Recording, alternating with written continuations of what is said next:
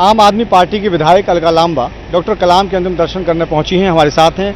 अलका जी, बहुत बड़ा नुकसान, बहुत बड़ी क्षति, कैसे याद करेंगी योगदान को?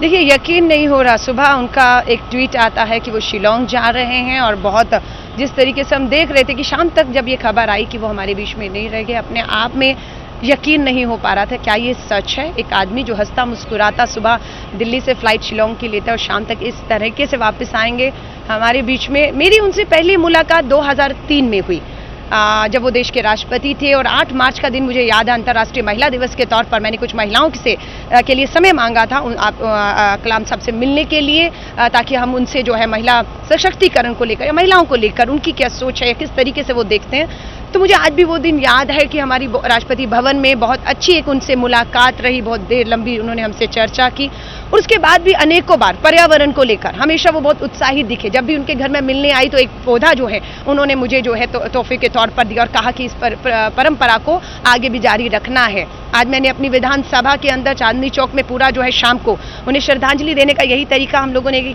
कलाम साहब को याद करते हुए पूरी अपनी चांदनी चौक विधानसभा में हम वृक्षारोपण कार्यक्रम करेंगे। और बच्चों को लेकर मुझे आज भी याद है, जस्टिस मार्कंडेय काटजू के रेजिडेंस पे कार्यक्रम था जिसमें वो मुख्य अतिथि थे।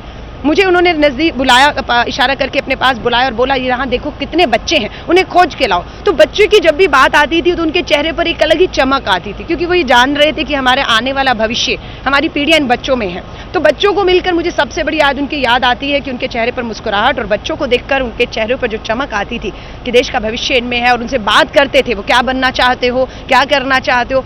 आज वो सब चीजें जो हैं दिमाग में घूम रही हैं। और ये पूछेंगे आप कि कलाम साहब कौन थे, बहुत मुश्किल है बताना कि कलाम साहब एक वैज्ञानिक थे, एक मिसाइल मैन थे, देश के राष्ट्रपति थे, या भारत रत्न थे, सच्चे भारतीय थे, एक कलाकार भी थे। आज वीणा बजाते हुए भी उनको कुछ तस्वीरें हमारे सामने आई, या एक दोस्त थे, एक टीचर थे। तो मुझे लगता है अपने आप में एक बहुत बड़ा मैं कहूँगी असली मायनों में एक भारत रत्न हमने खोया है आज। अलका जी, युवाओं को आगे बढ़ाने की बात और ये कहना कि युवा जब तक मजबूत नहीं होंगे देश मजबूत नहीं होगा, बहुत सारे लोग करते हैं, लेकिन उन्होंने राष्ट्रपति पद पर रहते हुए, उससे पहले उसके बाद में लगातार युवाओं के लिए काम किया, और समाज के हर तबके में जिस तरह उन्हें सम्मान हासिल था, प्यार हासिल था, ऐसी शख्सियत बहुत बिरले ही मिलती है। इसमें कोई दो राय नहीं। अब्दुल कलाम साहब करोड़ों में एक थे, एक हैं और एक ही रहेंगे। उनके जीवन में मैंने सबसे बड़ी जो चीज सीखी, कितने साधारण तरीके से एक सूटकेस लेकर, हमें याद है किस तरीके से वो राष्ट्रपति की शपथ लेकर राष्ट्रपति भवन में प्रवेश किया, और 5 साल के बाद उसी एक सूट में बहुत साधारण तरीके से वो बाहर आ गए। ये भी सुनने को आया कि उन्होंने राष्ट्रपति भवन के सारे कमरे जो है, उन्होंने कहा मैं तो अकेला हूं, तो इतना खर्चा करने की क्या जरूरत है, सब जो कमरे थे बंद करा दिए गए, उसकी बिजली का बचेगा, पानी का खर्चा बचेगा, खाने पकवान जो बनते थे, हमने सुना कि वो बहुत जो है उन्होंने एक दाल रोटी सब्जी जो है बनवाना शुरू किया। तो बहुत चीजों से वो बहुत साधारण थे।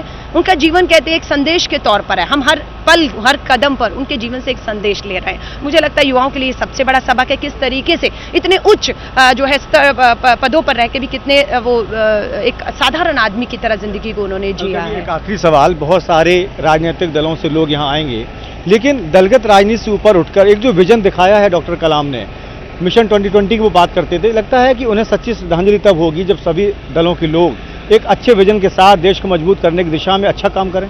क्यों, कोई दो राय नहीं है। कलाम साहब ने यही कहा कि अगर मेरा निधन हो जाए तो छुट्टी मत मनाइएगा, एक दिन अधिक काम करिएगा। और उसी मिशन को जो अधूरा छोड़ गए हैं, 2020 मिशन जो कलाम साहब का सपना था, आज 2015 में 5 साल अभी बाकी हैं उनके सपने को साकार करने के। मुझे लगता है ये पूरा देश बिल्कुल राजनीतिक दलगत राजनीति से ऊपर उठ के कलाम साहब का जो 2020 का सपना है, जो उन्होंने अधूरा छोड़ दिया, उसे हम सब मिलकर ईमानदारी से पूरा करेंगे, मुझे उम्मीद है। बहुत बहुत शुक्रिया आपका। अलका लांबा जी का ये कहना है कि डॉक्टर कलाम ने जो एक राह दिखाई है, जो सपना दिखाया है, जो प्रोत्साहन दिया है, ज़रूरत इस वक्त ये है कि हम सबको मिलकर दलगत राजनीति से ऊपर उठकर देश हित में उसी दिशा में काम करना चाहिए जिस दिशा में डॉक्टर कलाम ने लोगों को आगे बढ़ने की ताकत दी, हौसला दिया। कैमरामैन विवेक के साथ राघवेंद्र द्विवेदी, फोकस न्यूज़, दिल्ली।